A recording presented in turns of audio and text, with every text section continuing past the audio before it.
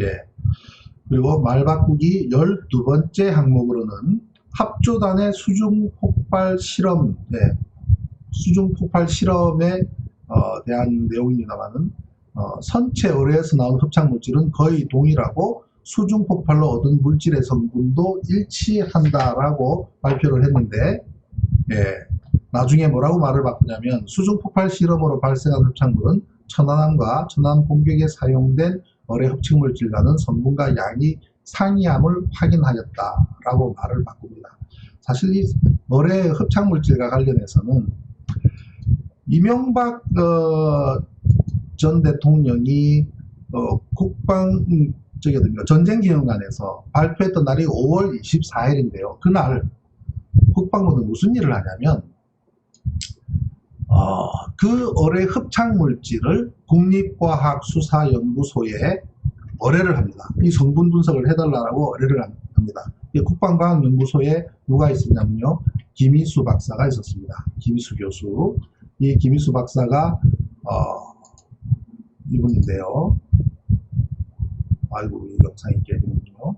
이 김희수 교수가 국립과학수사연구소에서 어뢰에 대한 이 부식 정도를 받습니다. 5월 24일입니다.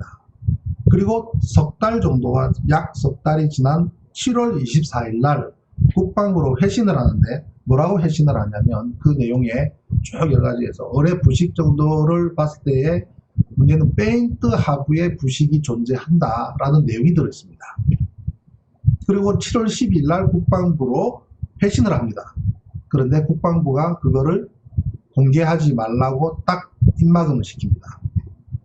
그 뒤로 무려 5년이 시간이 흐릅니다. 그리고 뉴스타파가 2015년이 되어서야 그 서류를 입수를 합니다.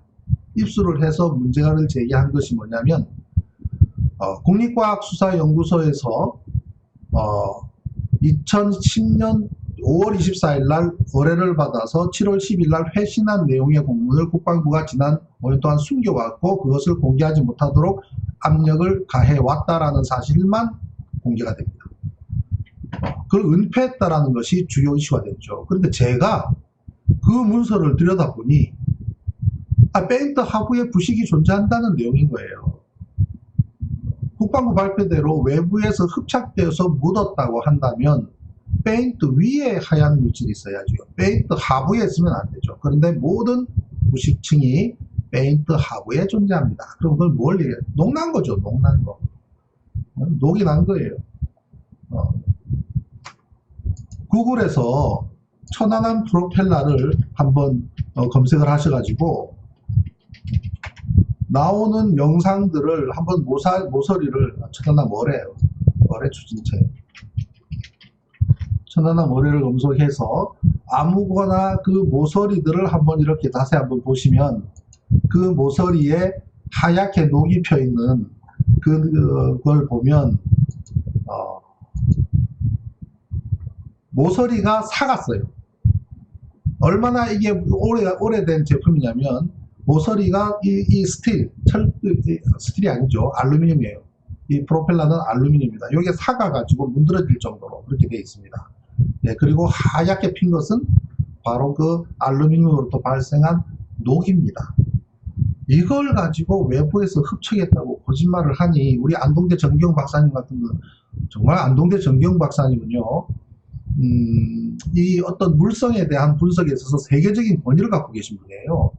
네, 그런 분이 이것은 외부에서 흡착된 것이 아니라 내부에서 자라난 것이다. 즉 부식층이다 라는 것을 발표했는데 그 또한 권위를 부여하지 않고 공격을 해야 됩니다. 그걸 갖다 보고서에 버젓이 올려놓고 있습니다. 국방부에서 발표한 그 최종 결과 보고서 있지 않습니까? 책으로 발간을 했는데요. 그 보고서는 천안함 조작 보고서입니다. 그건 아마 소장할 가치가 있다고 생각합니다. 언젠가 나중에 진실이 드러났을 때 그 조작의 내용이 적나라하게 있는 그 책은 그 자체로서 역사적인 기록물이고 굉장히 소중한 사료가 될 거라고 저는 생각을 합니다. 아무튼 흡착물질 논란은 그렇고요. 그래서 이것이 말 바꾸기 12번째에 해당합니다. 그리고 천안함 스크루 관련해서 천안함 스크류 관련해서 이게 네 번째인데요. 천안함 스크류 변형에 관해서 처음에는 해저에 부딪혔다? 해저에 부딪혀서 휘어졌다? 그래서 제가 물어봤죠. 왜 그 블레이드 5개가 다 휘어졌냐 그랬더니 영국팀, 미국팀 한다는 소리가 프로펠러가 돌다가 해저에 부딪히니까 5개가 다 휘어졌지. 그래서 제가 그랬습니다. 아니 배가 반파돼서 물속에 들어가면은 엔진도 정지하고 프로펠러도 다 정지하는데 어떻게 돌면서 해저까지 내려가냐 했더니 아무튼 anyway 아무튼 그렇다는 거예요. 그게 말이 안 된다는 걸 나중에 자기들도 아니까 그다음 프로펠러가 급정지를 하는 동안에 관성에 의해서 휘어진다고 거짓말하죠. 마지막으로 어떻게 거짓말했습니까? 추진체로 동력이 전달되는 과정에서 휘어졌다. 즉 정지 관성과 운동 관성을 손바닥 뒤집듯이 그렇게 말바꾸기로 했던 것이 프로펠러 변형입니다. 그리고 14번째 손상에 대해서는 처음에 천안함 스크류 손상이 없었다고 적혀 있습니다. 버젓이 최종 보고서에도 천안함 프로펠러 손상이 없다고 적혀 있습니다. 손상이 없긴요. 찌그러지고 휘어지고 그 다음에 스크래치 나 있고 그걸 우리 기자들이 막 문제를 삼았습니다. 아니 손상이 없다니 뭐에 손상이 없냐 이렇게 다 휘어지고 찌그러지고 그렇게 했는데 라고 하니까 그 다음 뭐라고 하냐면 해저에서 인양하는 과정에서 난 거라고 또 거짓말합니다. 뭐 그에 대해서는 더 이야기할 만한 가치가 없는 얘기입니다만은